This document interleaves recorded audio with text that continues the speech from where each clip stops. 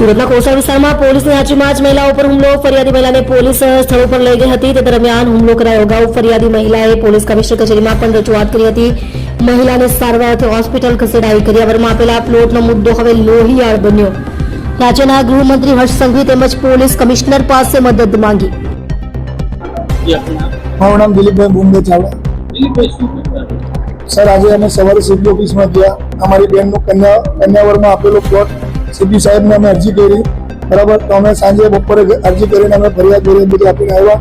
અમે પીએસઆઈ સાહેબે અમને બોલાવ્યા, આ પુત્રાના પીએ સાહેબે અમને બોલાવ્યા કે તમે આવો, તમને અમુક પોઝિશન અપાવું ને ત્યાંનું જે બી છે તમે તમારી જગ્યા પર બેસો. એ લોકો ખોટા છે, અમે સાચા છું. પોલીસ અમને બોલાવ્યો, પોલીસ અમારી સાથે ગઈ. અમે સાફ સફાઈ કરતા હતા, એટલામાં 4-5 જણા અમારી પર આવ્યા. મારી મમ્મી, હું, અમારી પર હથિયારો વડે હુમલો કરી, લાકડી, પટ્ટા અને સળિયા પથ્થર મારો કર્યો અને મારી મમ્મીને ખતરનાક ઈજા થઈ છે. મને પણ હાથમાં વાગ્યું છે. અમે કાલે આ ન્યાય પોલીસ આજે ન્યાય નહીં મળે તો બી અમે કાલે સીપી ઓફિસમાં તો ગયા જ છે. ભલે અમારે હર્ષ સંઘવી પાસે જવું પડે કે નરેન્દ્ર મોદી પાસે જવું પડે, અમે ન્યાય લેવા વગર અમે નહીં મરવાના. ભલે અમારે ત્યાં લાશ થઈ જાય. સાહેબ, અમને ન્યાય અપાવો. આવા લોકો અમને મારી માને મારી નાખી છે.